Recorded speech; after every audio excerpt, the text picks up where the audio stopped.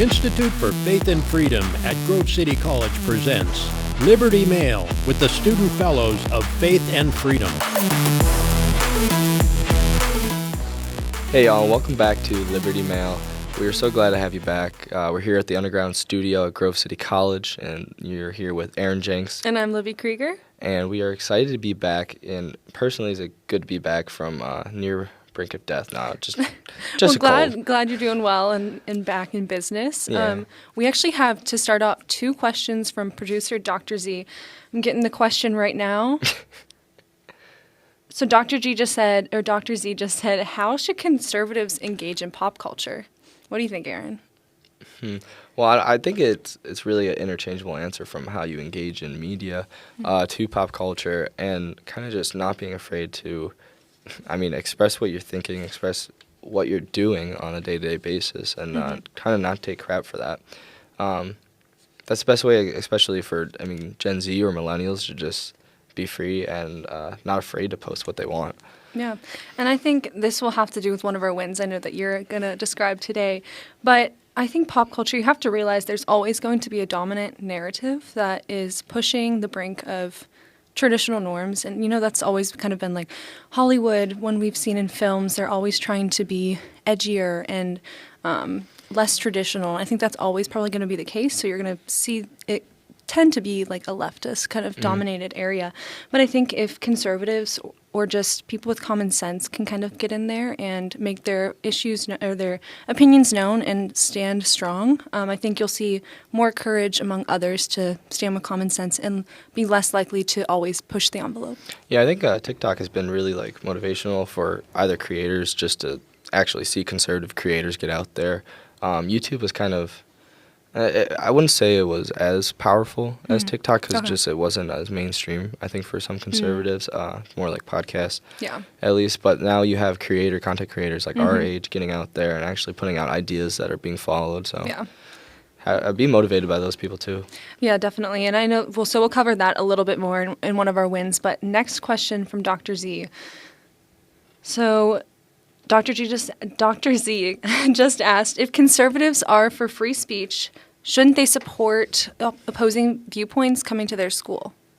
So I know I have an opinion on this so it relates to academic freedom and what that means in schools and how conservatives should view that. And I think there's the libertarian view that most conservatives, or many, have adopted now, where you're like, well, free speech, you should be able to bring in anyone just because you want all opinions. The very liberal, not in the sense of leftism, but classical liberalism, bringing in any open exchange of ideas, and that's a good thing.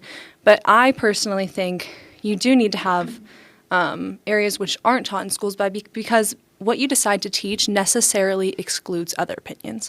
So by bringing in someone who is a leftist or a communist or something of that sort, even if it's at least if it's the school bringing them in, you are kind of encouraging that type of thinking. So that term you used, educational freedom, it sounds simple, but can you just explain that a little further, how people are using that in this current context? Yeah, so I think especially surrounding the issue of critical race theory in schools is what we're seeing it mostly used now.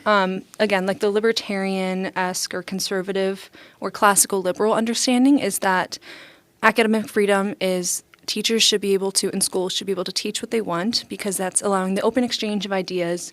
But in the traditional conservative understanding, that is, I'll talk about this more later in one of our other wins, but William F. Buckley Jr. talked about this a lot in his book, God and Man at Yale, and how necessarily by teaching one thing, you can't teach everything. So what you do teach does matter, and it should align with certain values that you want to push. And I think that comes into the difference between free speech and liberty and free speech absolutism and licentiousness. So understanding that freedom and liberty is the ability to do what you ought to do, not just do anything. So I think they kind of work in tandem together with academic freedom and the true definition of liberty. Well, excited to get into that topic. Seems like we have a lot to say about it. Definitely. Now, getting into the first topic kind of continues with, I guess it's pop culture, but just that term. But world-renowned boxer Floyd Mayweather took to Twitter and Instagram, and Streeter has a video that we're going to put on the screen in a second, of he was a defense for Kyrie Irving, the NBA All-Star that does not want to take the vaccine and has currently been sitting out of the season as it's been starting. So, Streeter, can you play that for us real quick? It's about a minute long. Kyrie, what's up? I know you're going through a lot. We had a chance to hang out in 2016 when you represented America, when you represented the red, white, and blue. You only want to be treated fair. I was going to post something on one of my social media pages, but I decided to do it the old school way and read it out to you because you're a great person, great father, great athlete, and you believe what you believe. America is the land of the free. Freedom of speech, freedom of religion, and supposedly freedom to choose. Never be controlled by money. I respect you for having some integrity and being your own man.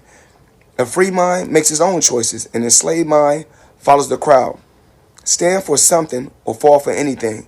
One man can lead a revolution to stand up and fight for what's right. One choice, one word, one action can change the world. It's crazy how people hate you for being a leader. I hope your actions encourage many others to stand up and say enough is enough. Respect to you, Kyrie, and power to the people. Floyd Mayweather, ladies and gentlemen. And Floyd's quoting Hamilton there. He says, one man, if you don't stand for one thing, you can fall for anything. Yeah, I bet some of our Hamilton musical fans picked up on that. Oh, my Lord. So that's just, it's really interesting to just, like, his perspective that he's taking. He's like, okay, I live in this country, choice. That's the main argument. Like, the government has once given us the opportunity, like, okay, take this or don't. And now you're going to slowly take, or not even slowly, but take away that freedom of choice, and that is what is Isn't that kind of what he enraging these people. captioned on his Twitter video? Yeah, Something so- about that? So the one headline that he put out was, a choice is defined as an act of selecting or making a decision when faced with two or more possibilities.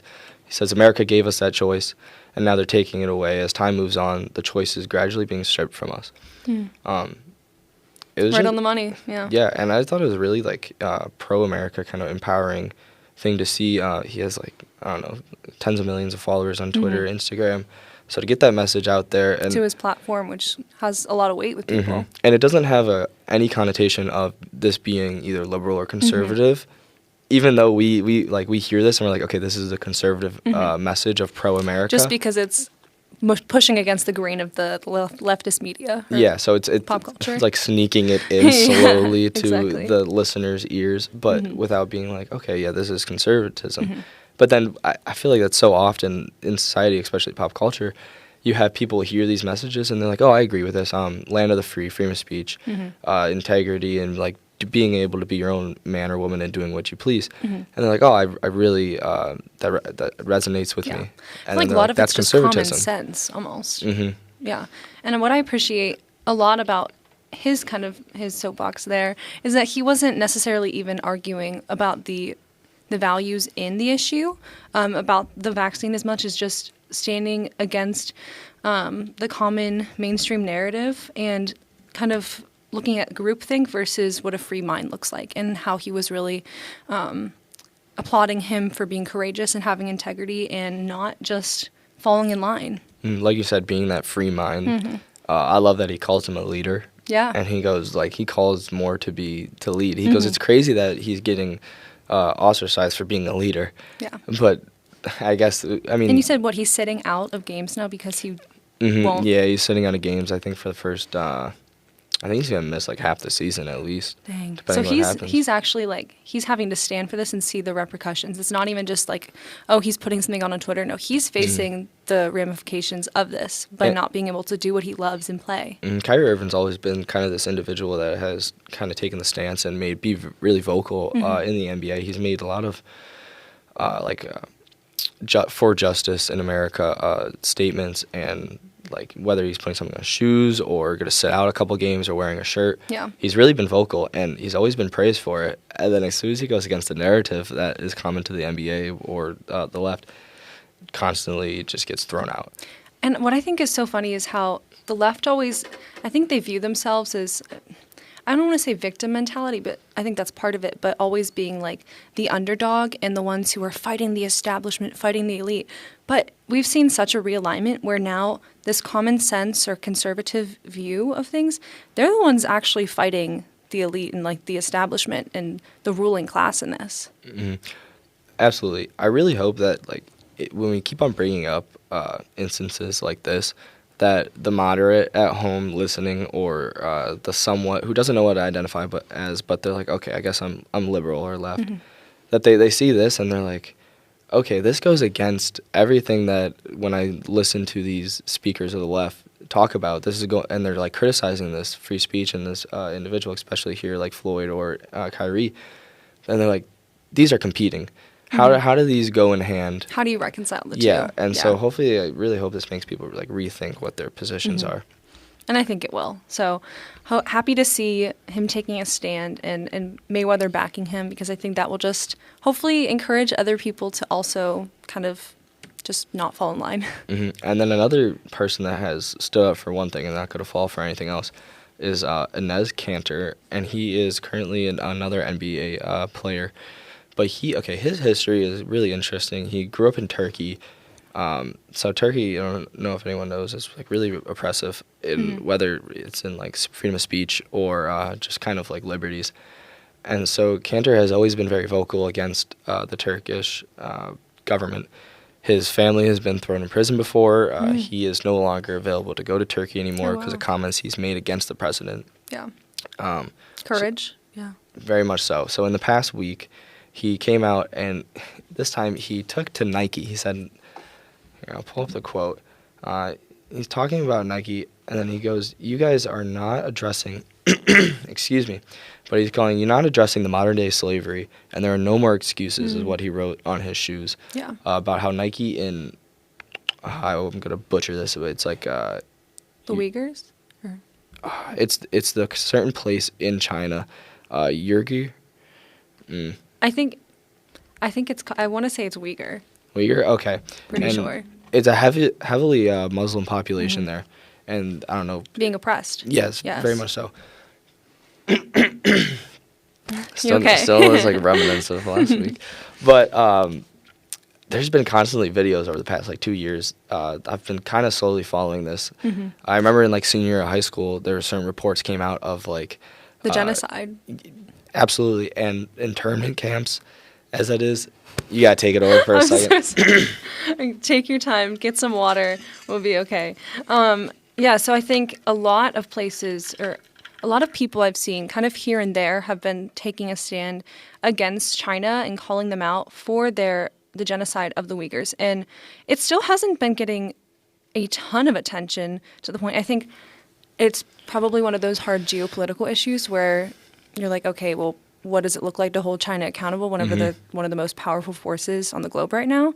But again, obviously that's no excuse. And Cantor, I think that's what he said his name is. He is standing for that right now. So that's applauding him for sure. And almost so to like get around that geopolitical kind of battle of what the United States has to go against with China, is that Cantor is calling on like private corporations, because it's the money that in China that is enabling almost them. Like Nike, right? Yes, they're going to get money from other places, but at least don't get U.S. dollars. That is like kind of Cantor's argument. And I mean, there's been videos of lines of these people just like kind of chained up and getting bussed around onto trains and getting just taken from one place to another.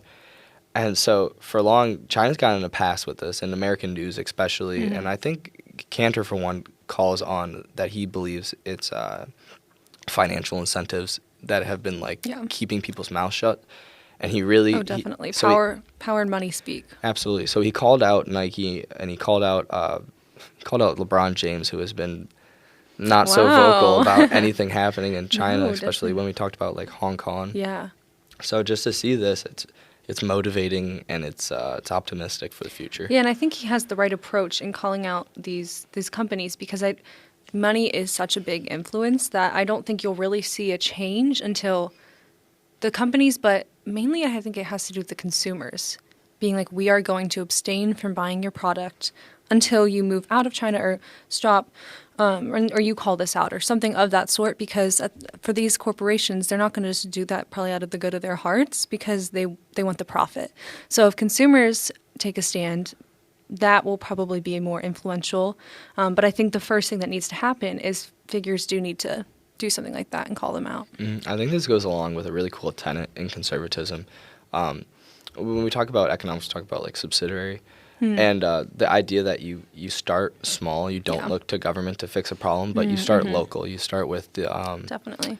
Community center, a church, or a local business that can fix this problem. Then you move up. Yeah. So instead of looking to the U.S. government like fix this, or like the UN or something like that. Exactly, calling on a big sometimes organization. Sometimes that might have to be the option, but yeah, subsidiarity for sure is but good. to start low right here and call on a U.S. corporation to make the fight instead of taking it to the U.S. government. Yeah. I think it's a really cool tenet of conservatism that people don't really recognize. Definitely not talked about a lot. But I think also, like, with the money, it's recognizing the human nature aspect of it, where, you can say this stuff, but until their pockets are hurting from it, they probably won't change their actions. So. Oh, absolutely. I think Nike came out with a response, and they're like, we have no dealings in that city. We deal outside of that, and kind of just being like, oh, we're not connected to this negative. Yeah, definitely towing the line. And then Cantor was just brutal with them. He goes, Nike remains vocal about injustice here in America, but when it comes to China, they remain silent. That's where he just has been going at them. Good to call and he them said, out, even he goes, you are scared to speak up at Nike and LeBron. Good for him. I mean, yeah, they probably are scared of China because, I mean, when you saw like John Cena literally apologizing, just that shows you how much power China has, and probably it's certainly a force to reckon with, and that's why you're seeing all these people scared. So good for Cantor for really putting out his opinion and not being scared of the repercussions. Yeah, a couple of individuals, and I guess all in the NBA, but one boxer, but in pop culture that we support these liberty pro-liberty messages. Absolutely. So what you have the second one too. What is MSNBC host? You want to talk about that? Yeah, so former MSNBC host slammed for calling Condi Rice a soldier for white supremacy. And this was really like kind of, I don't know, eye-breaking, shattering. This man is calling Condi Rice a racist in this article that he's writing. He's saying that she's a soldier for white supremacy in America because, let me read her statement real quick. She said, I would like black kids, and this is kind of in context of critical race theory. And when you say Condi Rice, I'm assuming you're saying Condoleezza Rice? Yes. Okay. And so she's speaking on The View, and she says, I would like black kids to be completely empowered to know that they are beautiful in their blackness, but in order to do that, I don't have to make white kids feel bad for being white, she said, noting that making white children feel bad about being white is not the solution to rectifying past discrimination. That seems spot on to me. It's like, what do you disagree with in that argument? And then the part where she's feeling bad for white children is the part that this person, Tori Neblett, disagreed with, writing that white children and adults should absolutely feel bad about the past atrocities committed by white Americans. They should feel guilty. They should cringe at what their ancestors did. So his last part, like, I'm going to break this down in a couple sections. So I'll start with the last part real quick. Like, they should cringe at what their ancestors did. Every white American that's been educated on this past history, I think, absolutely. Actually, no. There are some. There definitely are racist, outliers. But the majority of white Americans look at this past. 99-point-something%, I would assume. They look at this history and they are disgusted with it. They have love in their heart for their neighbor, no matter what they are, and they look at this past and they hate it. Yeah. And there is a lot of common hate within our society for this past, and what Condi Rice is just saying, okay, yeah, you can do that, but don't make the child sitting in class feel like it's their own personal responsibility. Yeah. Like, there's such a big contrast between teaching students or teaching anyone that, oh, you're responsible for this. So, like, when you are responsible for something, you should feel bad about it. So they're saying you should feel bad about this, but wait, you're not responsible for it? Or at least feel like a personal connection to their ancestors. Or they should feel responsible to it, is even what they're saying. And I think that is... I mean, you can see the critical race theory right here, and I know that term is thrown around a lot, but when you know what that is, it's looking at everything in terms of race. And so instead of the Marxist struggle of classes, you're having the struggle between the races. And so like this, you're connecting a white student in class to the connections of white ancestors, even if it wasn't their ancestors, just by solely being white, you are essentially responsible for the plight of Black Americans in the past and what all white America did. That doesn't make any sense. That's like, I feel like that's the same thing as saying all Asian people should feel responsible for what Mao Zedong did. Or, like, that doesn't make any sense. Yeah, and it doesn't align with your common or your daily life. Like when you interact with any person, Black, white, Asian, anything, this is not how you're thinking about like treating that other person, and it just does not align with how we live life and then what they want to teach about life. Yeah. The writer Neblet for the MNBC wrote that like Condi Rice was completely being white-centric in her thoughts about critical race theory, and she's only thinking about the thoughts and the needs of white people. But I don't know. It's just really like out there for me, and like it feels like there's such a gap in understanding. Like it almost, when I read this Neblet article, and also this is on the Daily Caller if anyone wants to read this, but I read this Neblet article, and they're talking about how like slavery is almost seems like they think it's not taught. That like that there's a large percentage of Americans that don't understand this history, and that don't see it as a bad thing. I know Dr. Z brought in a good point, our producer, that there are some schools in the West and in the South that don't teach, they don't teach the Civil War, and they don't connect it. They do teach the Civil War, but they don't. They maybe connect it solely to states' rights rather than slavery being a major impact as the main point. So there might be a disconnect in like how some white Americans view the Civil War. But when I read this article, it seems like Nevlet is really saying that, okay, they're like all, let's say, college white students look at this history and they're like, no, that was for state rights. That's not about slavery. Like slavery wasn't a big concern back then. And personally, I was not taught that. I've never talked to anyone who was like taught that it was solely about states' rights, that slavery was disconnected from it. Me as well. I think, and even past the issue of the Civil War, just slavery in general, I've never talked to any American school student who has not been taught about slavery and that it was evil. Yeah, light bulb. We should use that for a man on the street video and figure that out, because that would be a really cool litmus test. Good point. Yeah. Because, like you're saying, in my 21 years of life and talking about this, I don't know, maybe for like however long. Yeah. It's never ever like, since elementary school, really. Slavery is always a part of the conversation, and it's always recognized as just like an evil. And a lot of like conservative writers refer to it as like America's original sin almost. And so it's such an odd thing to be arguing with writers like this or people that hold this view of critical race theory. And they're like, oh, they constantly throw the terms at conservatives like you're a racist or you don't understand this.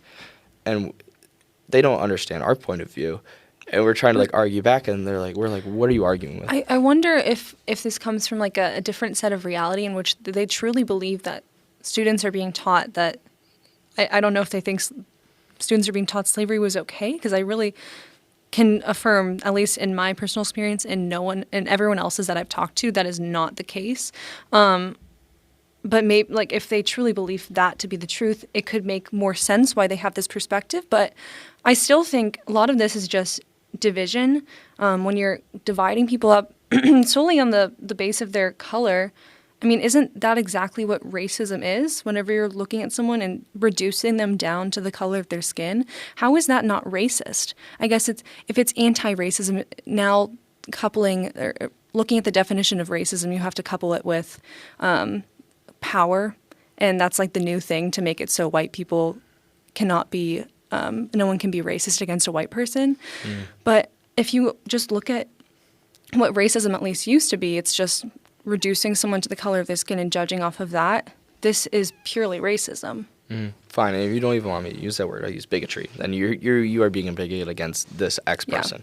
Also, I made a mistake. It's not the Daily Caller did do a piece on it, but for listeners that don't hold a conservative view, they can go to the Griot or for anyone and read it directly from Is that Tori Neblet's? Neblet. Okay. No, yeah, that's his art. Oh, so then the article about the interaction between Rice is on and the Daily Neblet Caller. was on the Daily Caller. Because there were so many responses on either Twitter, whatever X social media that just called out this former this former MNBC host and saying it was like absolutely disgusting remarks, calling this black female a soldier for white supremacy. Yeah, that is crazy.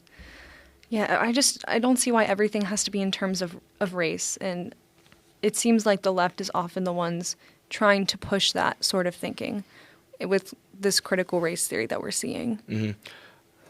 I feel bad as a host of this show not knowing more about critical race theory, and I feel like over the next couple of weeks I'm going to do some more research to get those answers, because personally I'm like saying I don't know too much about this, and so I'm going to look into this for you guys and try to get some answers and more Yeah, even like a man on the street would be really interesting. Absolutely, yeah. To see where everyday Americans are at, and especially among young people too. That would be a really fascinating thing to dive deeper into.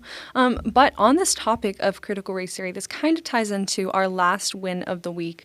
Not fully related, but so the Texas legislature is now launching an investigation into school library books. And so they're looking to see how many copies of specific books and how much the school paid on it.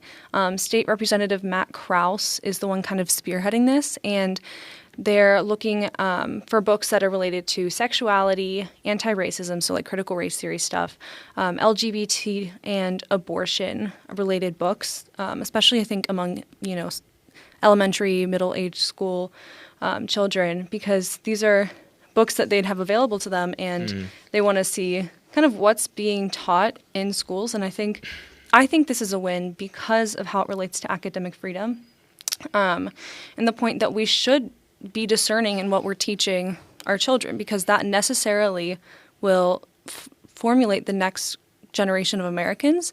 And if we're not teaching them truth, if we're teaching them from a young age that, transgender ideology and it's okay to be critical race theory and anti-racism, stuff like that, you're going to see a generation that is formed with those values. And that will be a lot harder to have conservative or even just traditional views in this country. Mm-hmm. It's great to see the state like kind of flexing its power in this situation, and Greg Abbott taking action on this. It's really interesting for me because I keep on thinking about this topic. I'm like, okay, if even if you want to teach whatever you want, or like let's say you have to order your values, order the value of what you teach in a school and like what you want certain students to learn. Okay, now we got to separate that. So if we're going to give this academic freedom to schools, then who's making those decisions first? So is it going to be parents or the school board? And I hope it's the parents. Yeah, that's a big issue right now in Virginia, I know, with their gubernatorial race. Yeah, but we're dealing with that. I guess we don't have to talk about that. That's another issue. You can look that up if you want. But so like if we're gonna order these, at least tell people what you're ordering. Like in my mind, I'm like thinking, okay, I'll stay with the I don't know, like Constitution, civil liberties, like stuff like social that. Studies, science, English, 3 math.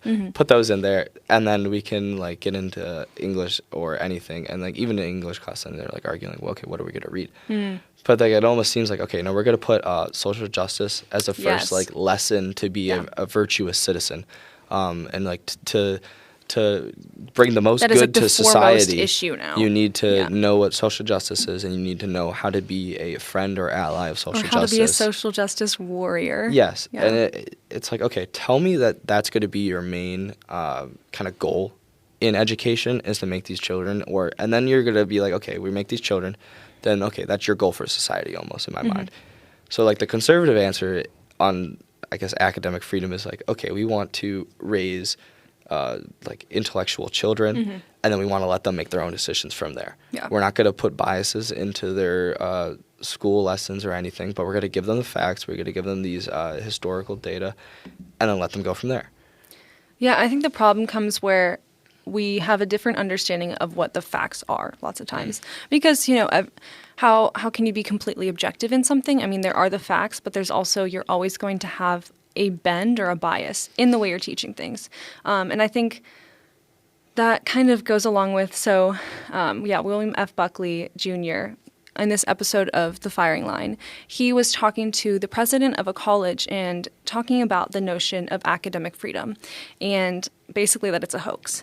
And so he was asking this president of the college and said, okay, well, would you allow a white supremacist to be on faculty or come speak at your college, or like an Aryan? And he said, no, like we wouldn't, and you shouldn't, because those are not values that you want the school to propagate. On the other hand, would you let a communist either? And he was a lot more willing to let a communist. But I think it shows we do have values, and you have to make discerning judgments in the way that none of us should want to have a white supremacist come in. We shouldn't also allow a communist in putting like stops on what we allow to be taught in schools, because I know there are some conservatives who say you should be allowed to teach critical race theory in schools because that's just academic freedom and you have to let all the different ideas be taught. But by teaching that critical race theory, you are necessarily excluding another view of American history, which is, I think, a more accurate view, which still teaches about slavery and the evils there, but not painting America as a systemically evil country that is out to get minorities, or if you're not like a white person. This is where I know I need more understanding of critical race theory, because when I look at it, I'm like, okay, well, is critical race theory going to be taught as like an overarching theme throughout the whole year, or is it a certain like, does it change the way you only teach about history involving like the Civil War and Civil Rights era? Because that's like what I think about it at first. I'm like, okay, because I think it would only influence that area. But then I see all these other different arguments from people that are, no, we wanted to influence how kids learn about science, how they learn about math, and how certain phrases are, I don't know, offensive to certain people. And so it's really interesting that we need to understand. And it's hard because no one wants to explain what critical race theory is, really, and what that looks like in schools. So, yeah, it is hard to, like, really have a conversation about it if we don't know what it is. That's why I think so many conservatives are skeptical of it, is because you don't have a proponent of critical race theory that says, here, let me give you a really simple, laid-out version of what it is, while also being really detailed. If you give that to people, like, that is almost a key to success, to making people understand your point of view and then almost get behind you and follow you. And I've seen two kind of different approaches on the left with this. One is denying that it is taught, denying there is such thing as critical race theory, because they know that students or parents would not be supportive of that, or they kind of they won't even define it, but they'll say it should be taught. So again, I think it's kind of one of those things that because no one on the left is willing to have a conversation about what that actually is, or I won't say no one because I'm sure there are outliers.